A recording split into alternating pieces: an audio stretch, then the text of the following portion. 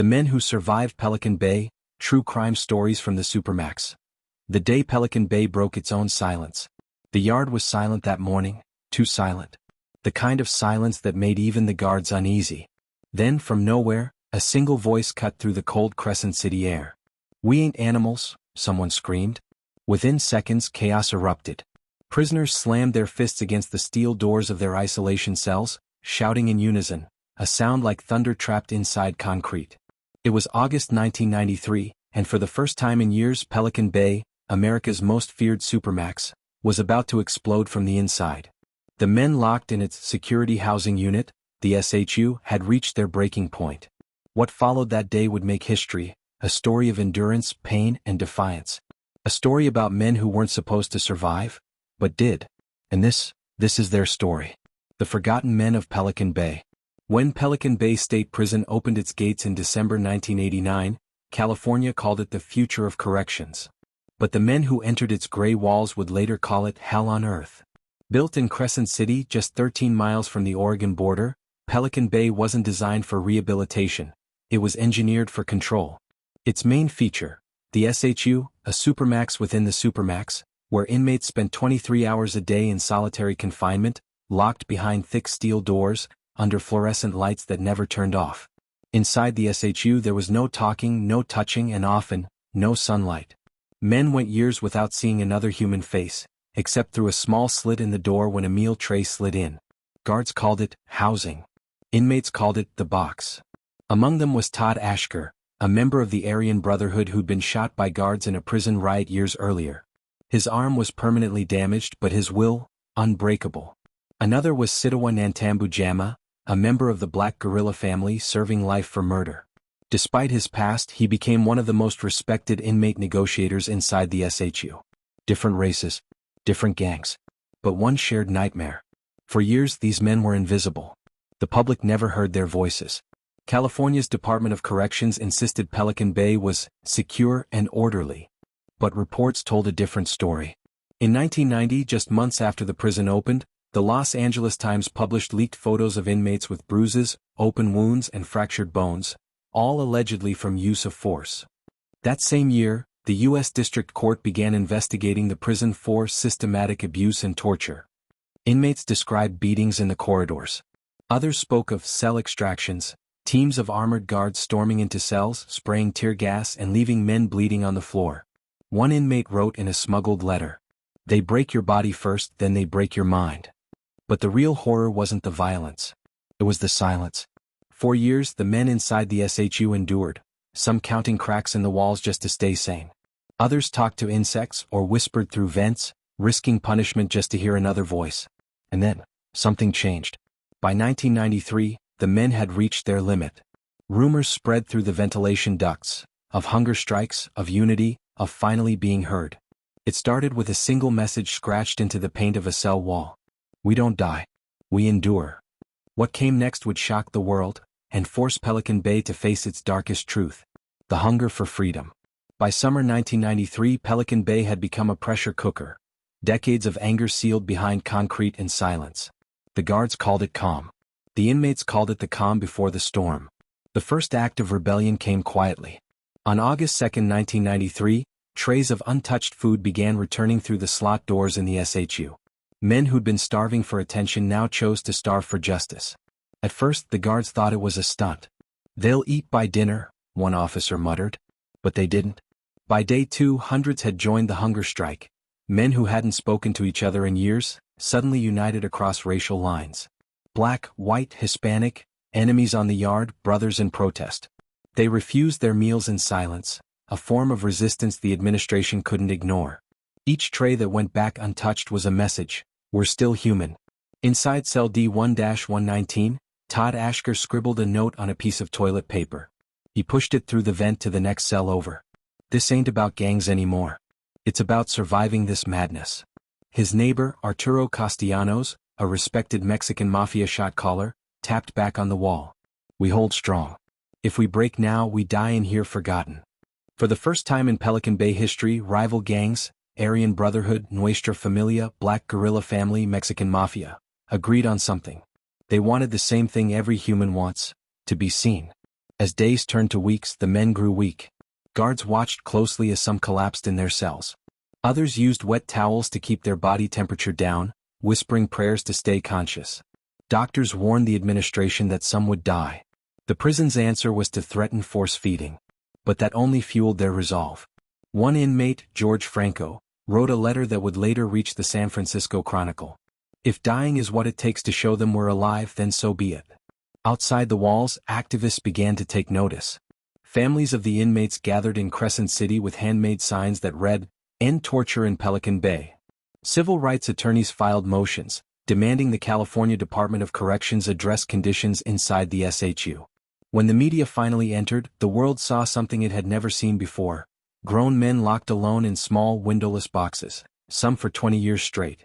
Their world, an 8 by 10 concrete cell, no human touch, no calls, no sunlight, no chance for parole. Journalists described it as a warehouse of broken minds. Then came August 23, 1993, the day one of the strikers, Frank "Bones" Morales, was found unconscious in his cell. Word spread fast through the air vents, "Bones is down." That was the moment the guards lost control. Dozens of inmates began banging their fists against their steel doors, screaming, "We ain't ghosts." The pounding echoed through the SHU like a drumbeat of defiance. Outside, cameras captured ambulances rushing in. The hunger strike, once ignored, now made national headlines. That same week, a federal judge ordered an emergency review of conditions in Pelican Bay, citing credible evidence of psychological and physical abuse. The strike lasted 19 days. 19 days of silence, unity, and pain. When the administration finally agreed to review policies on indefinite solitary confinement, the men had made history. But though the protest ended, the war inside Pelican Bay was far from over. Because after the cameras left, the retaliation began. Men were transferred, mail censored, privileges stripped. And somewhere deep inside the SHU, another note appeared scratched into concrete. "You can bury us alive, but you can't silence the truth." The system thought it had won. But it had only lit a fire that would take 2 decades to burn out, and in 2011, it would return stronger than ever. The second uprising. It had been nearly 2 decades since that first hunger strike of 1993 shook Pelican Bay. Many of the men who led it were still locked inside the same windowless cells. Older now, their bodies weakened, but their spirits sharper than ever. By 2011, California's prison system had ballooned to hold over 160,000 inmates, and the SHU at Pelican Bay had become a place where men were buried alive. Not for crimes they'd committed inside, but for who they were associated with. The California Department of Corrections had a system, validation. If the prison believed an inmate was affiliated with a gang, through tattoos, artwork, or even a note, they could be locked in solitary indefinitely.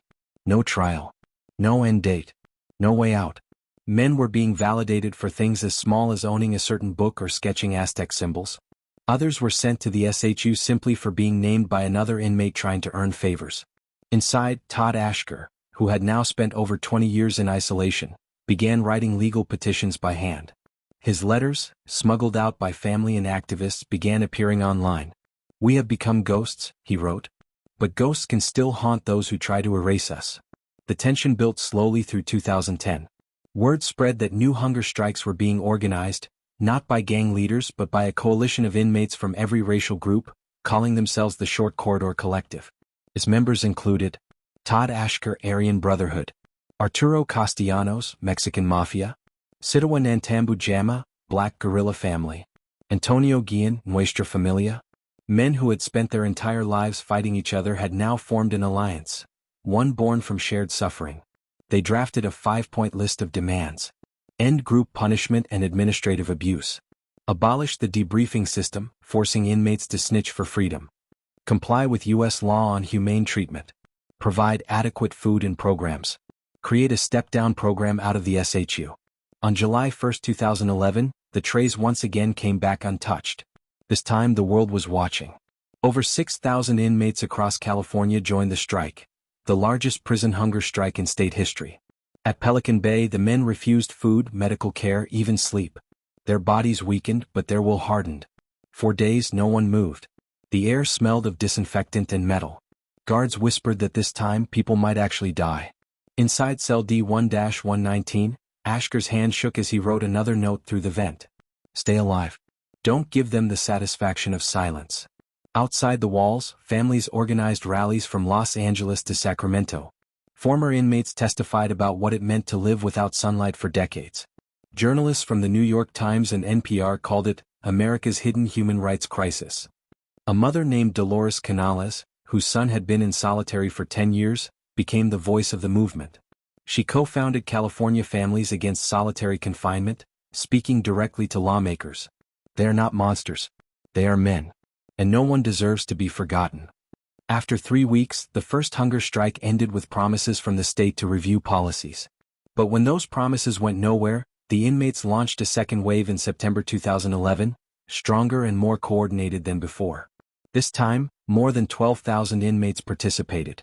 The strike spread beyond Pelican Bay, to Corcoran, Tehachapi, San Quentin, and Folsom. It wasn't just about food anymore. It was about freedom from the box. Inside Pelican Bay, guards watched in disbelief as men who hadn't spoken in 20 years tapped on walls in code, communicating through vents, a system they called the pipeline. They were weak, starving, but united. One officer later said anonymously, "You could feel it, like something powerful was moving through the walls." It wasn't violence. It was purpose. By October, the hunger strike ended again, but the message was clear. Pelican Bay's silence had been broken once more. The men who had survived decades of sensory deprivation had now done something no one thought possible. They'd organized from inside cages, without phones, without internet, without even seeing each other's faces. And they weren't done yet. Because 2 years later, in 2013, they would strike again, one final stand that would change solitary confinement in America forever. The longest fight. By 2013, the men who had survived Pelican Bay's SHU, men who had already endured decades of isolation, were ready for one final stand. This time it wasn't just about food or privileges or phone calls. It was about ending indefinite solitary confinement, once and for all. Inside the cold concrete halls of the short corridor, whispers began again through the vents. It had been 2 years since the last hunger strike. The promises made by the Department of Corrections had faded like dust in the cracks of the walls. Men were still being locked away for gang affiliation, still living in silence, still dying alone. Todd Ashker sat on the floor of his cell, writing on a sheet of lined paper, his handwriting tight and slanted from years of confinement. The letter began. "We have tried everything else. We have been patient. We have followed their process. But no one hears us. So once again we refuse to die quietly."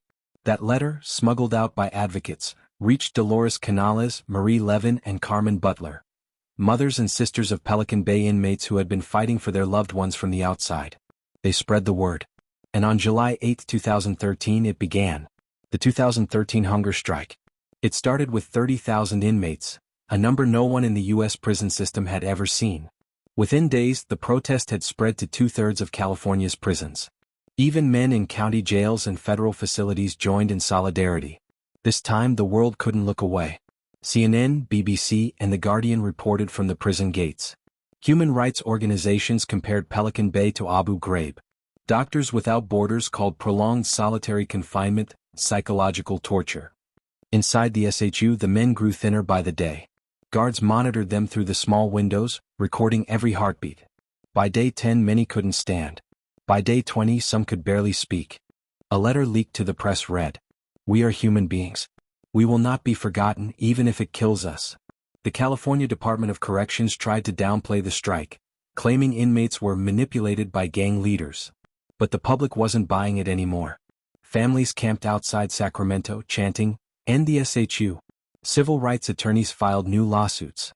And this time the courts listened. By August 2013, after 60 days without food, the strike finally ended. But not in defeat. It ended with a promise to take the fight from inside the cell to inside the courtroom. That fall, the men of the short corridor, Ashker, Castellanos, Jama, and Guillen, became plaintiffs in one of the most important prison lawsuits in U.S. history, Ashker versus Governor of California. Filed in federal court, the suit challenged the constitutionality of indefinite solitary confinement. It argued that locking men in isolation for decades violated the Eighth Amendment, the right to be free from cruel and unusual punishment. For the first time, the men who'd been branded as gang leaders were now the face of a civil rights movement. Journalists and academics began referring to them not as inmates, but as the Pelican Bay Four. Their message was simple: no human being should be forgotten behind concrete forever. Months turned into years as the case wound its way through the courts. During that time, Todd Ashker continued writing from his cell, filing grievances, petitions, and essays that were published in newspapers and advocacy websites. He wrote about resilience, about endurance, and about what it meant to still feel human after being buried alive. One of his letters read, "Solitary confinement does not rehabilitate. It only teaches you how to disappear while still breathing." Then, in September 2015, a historic settlement was reached. Under the new agreement, California agreed to end indefinite solitary confinement. More than 1,500 inmates were released from the SHU and returned to general population. Men who had lived in isolation for decades walked out into sunlight, blinking, trembling, some crying for the first time in years. News cameras captured them stepping into open air. Some touched the grass like it was holy ground. The lawsuit had not only changed California's system, it had changed the national conversation. States across the country began re-evaluating their use of solitary confinement. For the first time in American history, the men of Pelican Bay had won. But freedom wasn't simple. Some men, after decades in isolation, couldn't adjust to the noise, the people, or the sky. Others had mental scars too deep to heal. And some couldn't believe it was real. One inmate said, "When I first stepped outside, I thought I was dreaming. The air felt too soft to be real." Still, the story of Pelican Bay didn't end in 2015. Because while the lawsuit freed many, the prison itself still stands. The SHU still exists, quiet, gray, and waiting. And the men who survived it, the few who made it out alive and sane, continue to tell the world what really happened behind those walls. Some speak in documentaries. Others write. And a few simply stay silent, their eyes saying everything the system tried to erase. The men who walked out of the shadows. When the steel doors of Pelican Bay's SHU finally opened in late 2015, the men stepping out were not the same ones who'd been locked in. They were gray-haired, thin, and slow-moving, ghosts of the young men who had once fought their way through California's most violent prisons. Some had spent more than 25 years in solitary confinement. Imagine that, 25 years without touching another human being, without seeing the night sky, without hearing a child's voice. When those men walked out, they didn't just leave a cell. They walked out of a grave that never had dirt. The daylight effect. The first time Sitawa Nantambu Jama felt the sun again, he stood motionless for nearly an hour. His eyes watered as light hit his skin. "It burns," he whispered, half laughing, half crying. For decades he'd only seen artificial light through a metal grate. Now the real sun felt like fire and blessing at once. Todd Ashker, still gaunt and pale, said the world looked too colorful after all those years of gray. He had spent 25 years staring at cinder block walls and fluorescent light. "Everything feels too loud," he told a journalist. "Too alive. It's like waking up after a long coma and realizing the world moved on without you." Others struggled harder. Arturo Castellanos, once a respected Mexican mafia shot caller, couldn't sleep with the lights off. He'd lived under constant illumination for so long that darkness made him panic. Another man, Paul Red, flinched at human touch. "It's like my nerves forgot what warmth feels like," he said in an interview years later. The outside world that forgot them. Most of the men released from solitary didn't go home. They were transferred to general population yards, a whole new kind of chaos. After decades of silence, now they had to navigate noise, faces, movement, and rules they barely recognized. The prison system had changed, new gangs, new technologies, new hierarchies. The men who'd once been feared leaders were now strangers in a place that no longer obeyed the old codes. One guard who'd worked the SHU since the 90s said quietly, "It's like watching ghosts walk among the living." They came back, but part of them never left that room. Some tried to rebuild what was left of their lives through writing, art, and advocacy. Sitawa began mentoring younger inmates about unity, teaching them that survival didn't always mean violence. He told them, "The system wanted us to stay enemies. But we learned to survive by standing together." Ashker continued to write from his cell in general population, essays that were published in national newspapers and read at universities. His words hit hard. They said we were the worst of the worst. But if the worst of the worst can come together in peace, what does that say about the world outside? The psychological toll freedom, even limited freedom, had its own price. Psychologists who studied former SHU prisoners described a new condition, SHU syndrome. Symptoms included panic attacks, paranoia, depression, and social anxiety. Some couldn't handle open spaces. Others refused to sleep on soft mattresses because their bodies were trained to rest on hard concrete. A man named Hugo Pinel, who'd spent over 40 years in solitary, was released back into general population in 2015. Weeks later he was killed in a yard riot. For some, leaving isolation didn't mean survival, it meant stepping into another kind of danger. That incident sent shockwaves through the prison system. Activists who had fought for their release mourned deeply.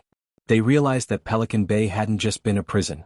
It was a wound, and even freedom couldn't heal it easily. The legacy of resistance.